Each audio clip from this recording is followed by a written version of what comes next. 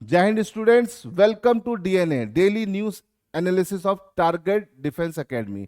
तो आज है आपका 28 फेब और 28 फेब की सबसे इंपॉर्टेंट चीज है। आज कौन सा दिन है? आज है नेशनल साइंस डे। तो बेटा आज का दिन साइंस के नाम। तो चलिए शुरू करते हैं आज की मोस्ट इंपॉर्टेंट करंट अफेयर्स। आज का बेटा पहला जो इंपॉर्टेंट क्वेश्चन है वो है, what is the name of the president of European Union who are coming on an official visit to India. भाई इंडिया में ऑफिशियल विजिट पर यूरोपियन यूनियन की कौन प्रेसिडेंट आए हैं? ये एक सिंपल सा क्वेश्चन है बच्चा, जो आपके पेपर में बन सकता है। इसको ध्यान रखिएगा। देखिए ऑप्शन है एंटोनियो कोस्टा, उर्सुला वी Leyen, Alexander Schallenberg, Andrej Plenkovic. है ना, चार ऑप्शन है बेटा आपके पास।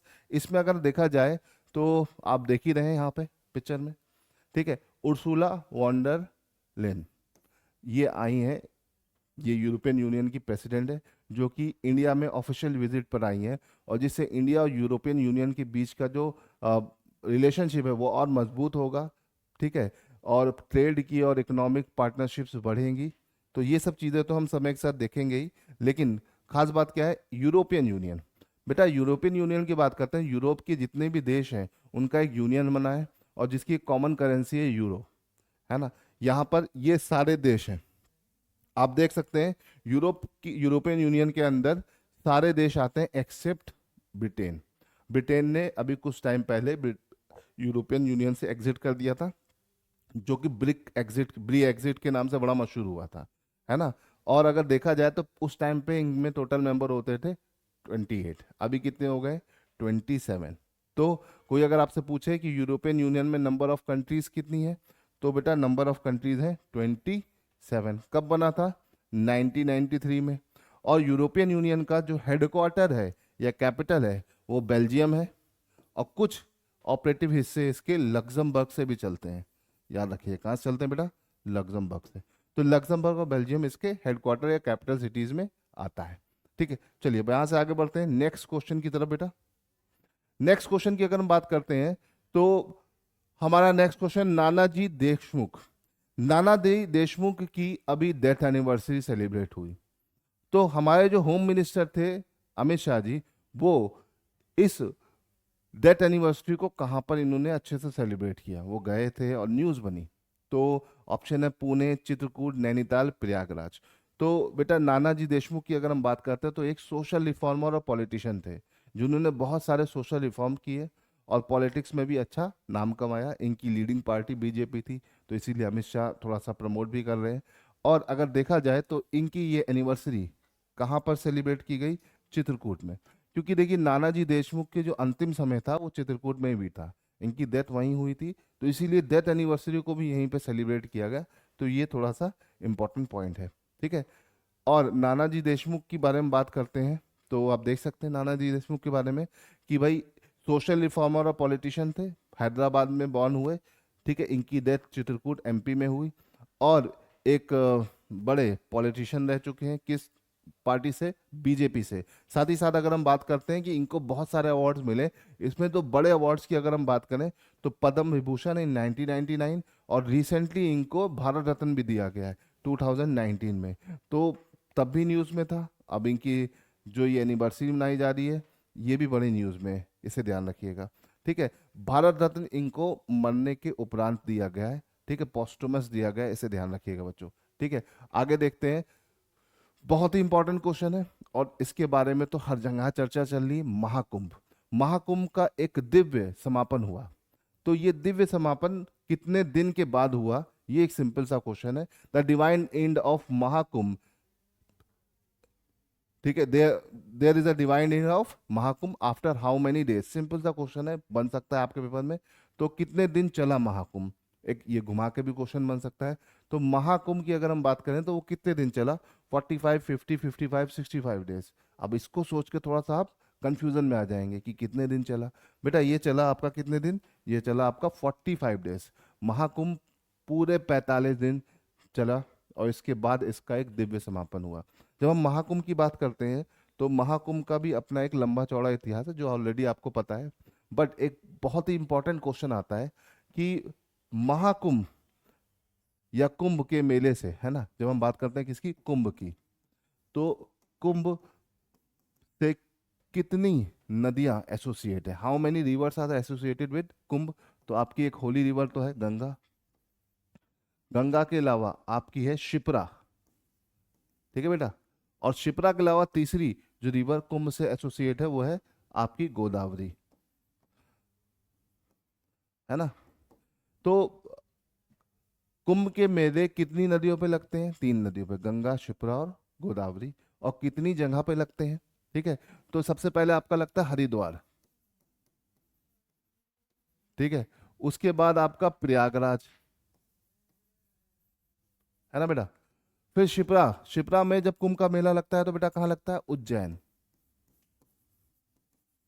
और गोदावरी में जब लगता है तो नासिक। देखो कुछ इसकी टाइमलाइन समझिए, टाइमलाइन बड़ी इंपॉर्टेंट है, इसको समझो, है ना। जब हरिद्वार में लगता है तो उसके 3 साल के बाद कहाँ लगेगा, प्रयागराज में, प्रयागराज में लगेगा तो फिर उसके 3 साल के बाद कहाँ लगेगा, उज्जैन में, उज्जैन में लगा तो अगले 3 साल के बाद कहाँ पे लगा, नासिक, और फिर अगले 3 साल के बाद फिर से हरिद्वार आ गया, और वापस प्रयागराज आने में कितना टाइम लग गया, 12 साल। तो कुंभ का मेला किसी एक पर्टिकुलर जगह पे दोबारा कब रिपीट करेगा बेटा, 12 साल के बाद, तो इसे कहलाते हैं महाकुंभ। अभी देखो जो हमारा ये प्रयागराज वाला खत्म हुआ है तो उसके 3 साल के बाद अब कहाँ लगना है, शिप्रा नदी किनारे उज्जैन में।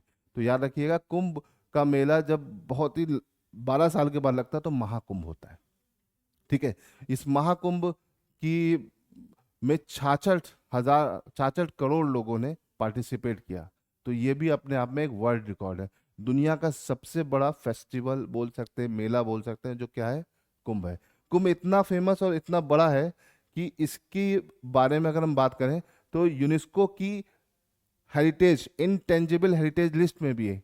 इनटेंजिबल का मतलब क्या होता है, जिसको आप छू नहीं सकते, उन हेरिटेज की भी बात करते हैं। यूनेस्को में कई तरह की हेरिटेज है, इनटेंजिबल का मतलब है जो आप फील कर सकते हो बट टच नहीं कर सकते हो, जैसे रामलीला, रामलीला को आप देख सकते हो, ठीक है, कुंभ का मेला भी इसमें है, ठीक है। डांस, चौ डांस, वैदिक चैंटिंग जो भी है, आप इसे सुन सकते हो, फील कर सकते हो, लेकिन पकड़ नहीं सकते हो, है ना, टच नहीं कर सकते हो। कोडियट्टम डांस है, रम्मन है, रम्मन एक उत्तराखंड का एक फेमस डांस फॉर्म है। मोदियट्टू है, कलबेली है, बुद्धिस्ट, लद्दाख में जो बुद्धिस्ट लोग बैठ के चैंटिंग करते हैं वो भी इस लिस्ट में है, ठीक है। संकीर्तन है, ठीक है, और tradition brass and copper craft utensil making of Punjab है, ठीक है। योगा इसमें शामिल हो चुका है, नौरोज शामिल हुआ है, और रिसेंटली दुर्गा पूजा, और सबसे रिसेंट में गरबा इसमें शामिल हुआ है। तो ये आपके पेपर में करंट अफेयर के फॉर्म में आ भी चुका है और आता रहता है ना। इनटेंजिबल हेरिटेज में कुंभ कब शामिल हुआ भाई, आपका 2017 में, इसे ध्यान रखिएगा, है ना, ये बहुत इंपॉर्टेंट है, इसे ध्यान रखिएगा, कुंभ इनटेंजिबल हेरिटेज में आता है, ठीक है। चलो यहां से आगे बढ़ते हैं। नेक्स्ट क्वेश्चन है, where was the inauguration of Art of Hope 2025 was held, है ना, यह is going to be held, Bengaluru, Darjeeling, Champaran और न्यू दिल्ली, है ना। आर्ट ऑफ होप 2025 का शुभारंभ कहाँ होगा, तो बेटा इसमें अगर हम आर्ट ऑफ होप की बात करें तो इसका जो शुभारंभ हुआ वो कहाँ हुआ बेटा, दिल्ली में हुआ, न्यू दिल्ली में। आर्ट ऑफ होप की बेटा अगर हम बात करते हैं तो ये एक तरह का मोटिवेटिंग फेस्टिवल है, या फिर बोल सकते हैं कि प्रदर्शनी है, जिसका 3rd सेशन न्यू दिल्ली में ऑर्गेनाइज हुआ। नॉर्मली ये 2021 में पहला सेशन हुआ था, पहला इसकी मीटिंग हुई थी, पहली बार ये शुरू हुआ था। इसका मेन मोटिव क्या है, आर्टिस्ट जो है, जो अलग अलग तरह के आर्टिस्ट हैं इंडिया में, आर्ट फॉर्म्स हैं, उनको सपोर्ट करना, उनके बढ़ावा देना और उनके आगे बढ़ाना, इसका मेन मोटिव है, ठीक है। नेक्स्ट क्वेश्चन की तरफ चलते हैं। नेक्स्ट क्वेश्चन है, recently in which state of India earthquake tremors were felt, हाल फिलहाल में, आज ही की बात है, हमने अर्थक्वेक कहाँ पर फील किया। देखिए अभी कुछ दिन पहले बे ऑफ बंगाल में अर्थक्वेक आया था, और उसी से सपोर्ट करता हुआ आपका असम में अर्थक्वेक का फील हुआ। अब अर्थक्वेक जो होता है ये बहुत ज़्यादा भारी नहीं था, 5 रिक्टर स्केल का था, तो इससे बहुत नुकसान नहीं हुआ, लेकिन अर्थक्वेक जैसा एक टॉपिक आपके पेपर के लिए इंपॉर्टेंट हो गया। अब अर्थक्वेक की बेटा अगर हम बात करते हैं तो अर्थक्वेक क्या होता है, अर्थक्वेक को सिंपल समझे तो अर्थ के अंदर हम ये मानते हैं कि रेडियो एक्टिव एलिमेंट्स हैं जो अपने अंदर से एनर्जीज को लगातार रिलीज करते रहते हैं, और ये एनर्जीज डिफरेंट डिफरेंट वेव्स के फॉर्म में आगे बढ़ती हैं, है ना। और इन वेव्स को हम बोलते हैं सेस्मिक वेव। बेटा क्या बोलते हैं? Seismic wave. इस वेव को हम बोलते हैं सेस्मिक वेव। क्या बोलते हैं? Seismic wave. इसे याद रखिएगा, इस वेव को हम बोलते हैं सेस्मिक वेव। सेस्मिक वेव आपकी दो तरह की होती है, बॉडी वेव्स और आपकी सरफेस वेव। और बॉडी वेव्स फिर पी और एस कैटेगरी में होती है, और सरफेस वेव होती है एल। तो सेस्मिक वेव तीन तरह की होती है, पी, एस और एल। और इन सेस्मिक वेव को रीड करने वाला हमने एक ग्राफ बना रखा है बेटा, जिसे हम बोलते हैं सेस्मोग्राफ। तो सेस्मोग्राफ वो इंस्ट्रूमेंट होता है जो सेस्मिक वेव को रीड करता है और ये बताता है कि भूकंप आएगा कि नहीं आएगा। तो कभी भी भूकंप आता है तो सेस्मिक वेव जनरेट होती है, और सेस्मिक वेव जनरेट होती है तो जिस जगह से जनरेट होती है वो क्या कहलाता है? वो पॉइंट कहलाता है फोकस।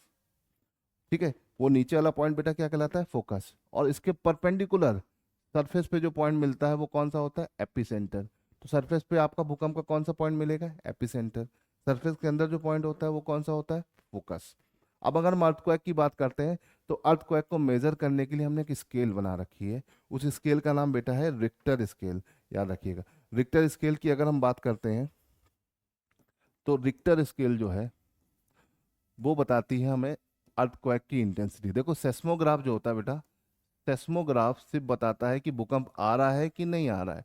ये 2 4 5 मिनट पहले हमें बता देगा कि भूकंप आएगा कि नहीं आएगा। लेकिन इसी में अगर हम स्केल जोड़ देंगे, कई तरह की स्केल होती है, रिक्टर, मार्कनी, हैकल, कई स्केल होती है। तो रिक्टर स्केल सबसे ज़्यादा यूज होती है। इसमें 0 से लेकर 10 की बीच की रीडिंग होती है। और जैसे ही हम सेस्मोग्राफ में स्केल जोड़ते हैं तो हमें इंटेंसिटी ऑफ अर्थक्वेक पता चल जाता है।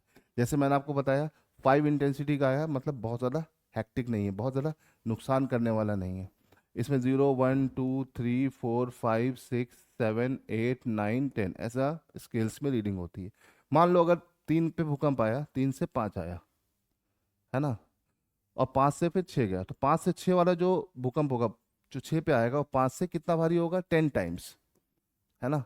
और अगर ये 5 से 7 आएगा तो कितना भारी होगा? 100 टाइम्स। याद रखिएगा। तो मतलब एक लेवल से दूसरे लेवल पर जाने पर जो इंटेंसिटी ऑफ अर्थक्वेक होती है 10 टाइम्स बढ़ जाती है। मतलब ये 5 का है, अगर ये 5 की जगह 7 हो जाता तो जो अभी भूकंप आया है उससे 100 गुना ज्यादा इंटेंसिटी से भूकंप आता। 100 गुना ज्यादा मतलब जो आप असम देख रहे हो उसमें तहस नहस मच चुकी होती। तो इसीलिए याद रखिएगा, हर टाइम भूकंप आता रहता है, बट इसकी इंटेंसिटी अगर 5 या 5.5 के अंडर है तो ये बिल्कुल नुकसान नहीं पहुंचाता है। तो अभी जितने भी भूकंप आ रहे हैं बहुत ज़्यादा हार्मफुल नहीं है, बट अर्थक्वेक के ये पॉइंट्स आपको याद रखने पड़ेंगे। चलिए आगे बढ़ते हैं नेक्स्ट क्वेश्चन की तरफ। बहुत इंपॉर्टेंट क्वेश्चन है, आज है नेशनल साइंस डे, तो नेशनल साइंस डे की थीम जाने बिना तो हम आगे बढ़ ही नहीं सकते। तो what is the theme of National Science Day 2025? तो 2025 की जो नेशनल साइंस डे की थीम है वो क्या है? ठीक है, option number 1 empowering Indian youth for global leadership in science and science innovation for Viksit Bharat. Option number B है indigenous technology for Viksit Bharat. Option number C global science for global wellbeing. And option number D integrated approach in science and technology for sustainable future. तो बेटा ये सारी themes हैं किसकी? National Science Day की। But अगर इसको देखा जाए तो ये वाली अपनी करंट वाली है 2025 की, ये वाली थीम है 2024 की, ये वाली थीम है 2023 की, और ये वाली थीम है 2022 की। अब आप सोचेंगे सर इतनी पुरानी पुरानी थीम्स का हम क्या करेंगे? बेटा कभी कभी यूपीएससी है वो खेलता बहुत है, क्या करेगा? पुरानी थीम्स को नई थीम्स के साथ मर्ज करके मैच करने को दे देगा। तो आपको थोड़ा सा कॉमन सेंस, या एक बार भी आपने इसे पढ़ रखा होगा तो आप कर ले जाओगे। ठीक है, नेशनल साइंस डे के बारे में थोड़ा 2 4 बातें और भी जान लेते हैं। जैसे नेशनल साइंस डे की थीम तो आपको पता चल गई, बट ये हम क्यों मनाते हैं और कब से मनाते हैं? देखिए क्यों मनाते हैं इसके बारे में तो आप जानते ही हैं कि डॉक्टर सीवी रमन ने इसी दिन 28 फरवरी 1928 को क्या किया था? रमन इफेक्ट डिस्कवर किया था, है ना। स्कैटरिंग से रिलेटेड ये इफेक्ट है, इस पे एक सेपरेट वीडियो मैं बना दूंगा आपके लिए ताकि आपको डिटेल में समझ में आ जाए। और रमन इफेक्ट डिस्कवर करने के बाद काफी टाइम के बाद 1928 के काफी टाइम के बाद 1986 में, ठीक है, national council for science and technology ने एक प्रपोजल भेजा किसको? गवर्नमेंट ऑफ इंडिया को, कि हमको नेशनल साइंस डे मनाना चाहिए इस दिन। तो गवर्नमेंट ऑफ इंडिया ने इसे एक्सेप्ट किया, और 1987 से हम इसको हर साल मनाने लगे हैं, है ना। और क्यों मनाते हैं? रमन इफेक्ट इस दिन डिस्कवर किया गया था, याद रखिएगा। सीवी रमन को इसी रमन इफेक्ट के लिए नोबेल प्राइज भी मिला था, है ना। कब मिला था? 1930 में। तो सीवी रमन को नोबेल प्राइज बेटा कब मिला? 1930 में। ठीक है, ये सारे इंपॉर्टेंट पॉइंट्स है, इसे भूलिएगा मत। ठीक, आगे बढ़ते हैं अगले क्वेश्चन की तरफ। Where did union minister Ashwini Vaishnaw start 6 new Gati Shakti cargo terminal? देखिए, गति शक्ति जो एक स्कीम है, इसके तहत रेलवे मिनिस्टर जो हमारे अश्वनी वैष्णव हैं, उन्होंने 6 नए गति शक्ति कार्गो टर्मिनल शुरू करने की घोषणा की है। कहाँ पर की है, ये क्वेश्चन है। ठीक है, option number A MP, option number B Tripura, C Telangana, fourth है असम। तो असम बेटा यहाँ पर एकदम सही है। अश्वनी वैष्णव ने घोषणा की कि असम में 6 नए, ठीक है, गति शक्ति कार्गो टर्मिनल्स को शुरू करेंगे ताकि वहाँ की कनेक्टिविटी बढ़ जाए। ठीक है, पीएम गति शक्ति स्कीम के तहत ये सारी चीजें चल रही है। तो पेपर में एक क्वेश्चन आ सकता है कि पीएम गति शक्ति कब शुरू हुआ? 1921 में, है ना। इस it is a national master plan for multi modal connectivity. पूरे इंडिया में अच्छी कनेक्टिविटी हो जाए, स्पेशली नॉर्थ ईस्ट में। तो उस कनेक्टिविटी को आगे अच्छा करने के लिए ये मॉडल शुरू किया गया है। लॉजिस्टिक्स को सस्ता करना, लॉजिस्टिक्स समझते हैं, जैसे आप अमेजोन या फ्लिपकार्ट से पार्सल मंगाते हैं तो वो कम टाइम में आपके पास आ जाता है, उसका जो कॉस्ट है वो कम हो जाए, उसको बोलते हैं लॉजिस्टिक। तो लॉजिस्टिक में भी ये बहुत सपोर्ट करता है। और जो दूर की चीज़ें हैं जो बहुत ज़्यादा प्रॉब्लम जनरेट करती थी, उनको कम करना इसका मेन मॉडल है, मेन काम है। पीएम गति शक्ति स्कीम, इसी के तहत ये सारी चीज़ें चल रही हैं। नेक्स्ट क्वेश्चन है, how much will be a fine for keeping more than a 1 pan card? एक से ज्यादा पैन कार्ड रखने पर आपको कितने रुपए का फाइन हो सकता है? अभी ये नया नया गवर्नमेंट का नया रूल आया है। तो ये रूल की अगर हम बात करें तो इस रूल के तहत आपका जो पैन कार्ड है, परमानेंट अकाउंट नंबर है, अगर आपके पास एक से ज्यादा है तो आपको 10,000 का सीधा सीधा फाइन पे करना पड़ेगा। ठीक है, पैन कार्ड की अगर हम बात करते हैं बेटा, तो पैन कार्ड आपका परमानेंट अकाउंट नंबर एक 10 डिजिट का अल्फा न्यूमेरिकल नंबर होता है, जो कि इनकम टैक्स डिपार्टमेंट आपको इशू करता है। पहला बार कब इशू हुआ? 1972 में। ये 10 नंबर होते हैं। इसमें खास बात क्या है कि चौथे नंबर पे जो डिजिट होती है वो प्री डिफाइन होती है, चौथी और पांचवी।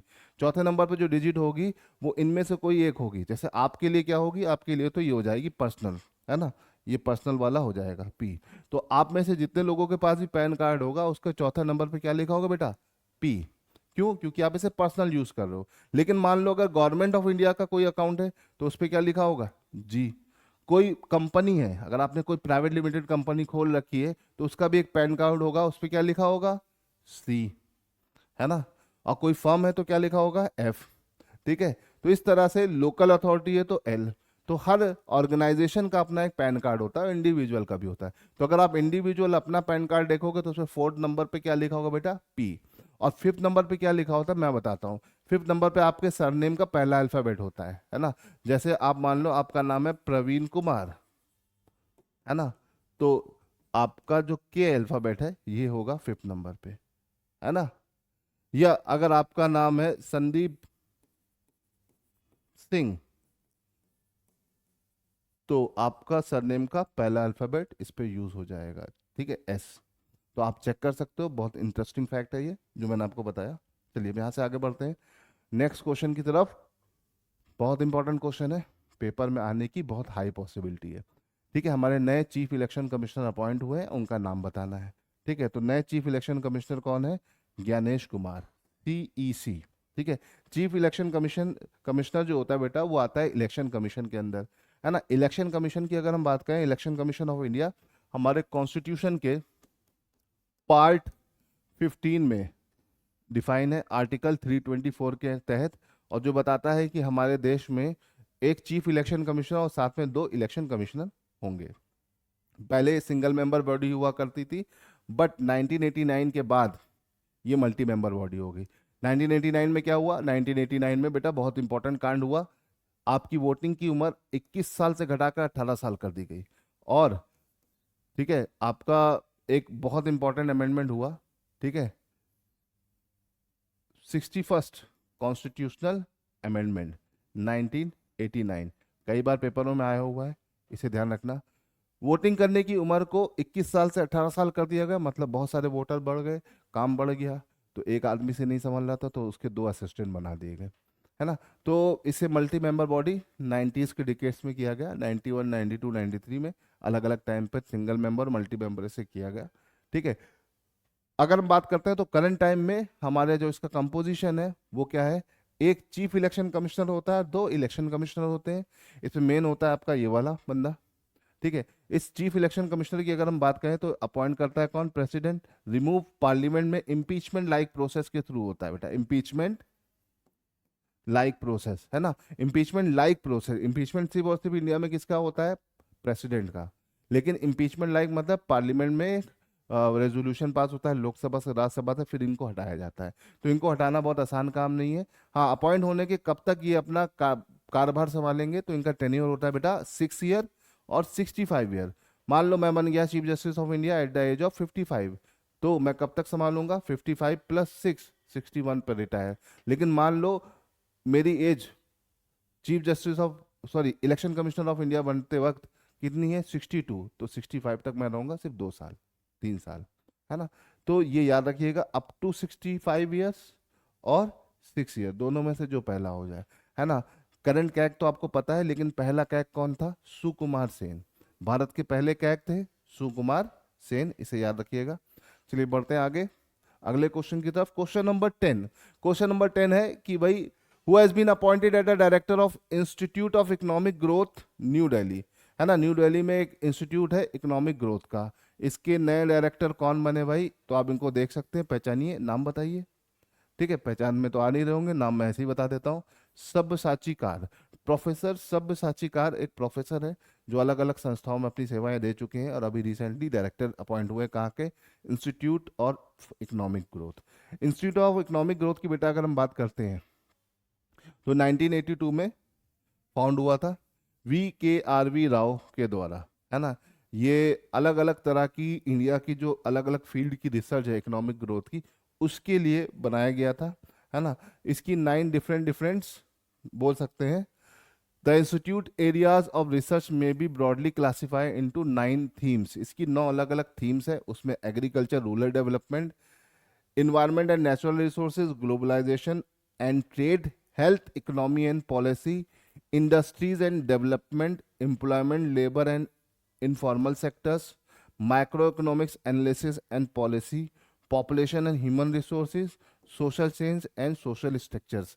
ये जितनी भी अलग अलग थीम्स हैं, इन थीम्स के अंदर पर काम होता है, इनके ऊपर रिसर्च होती है, और इसके नए डायरेक्टर बने सब्यसाची कार, ठीक है।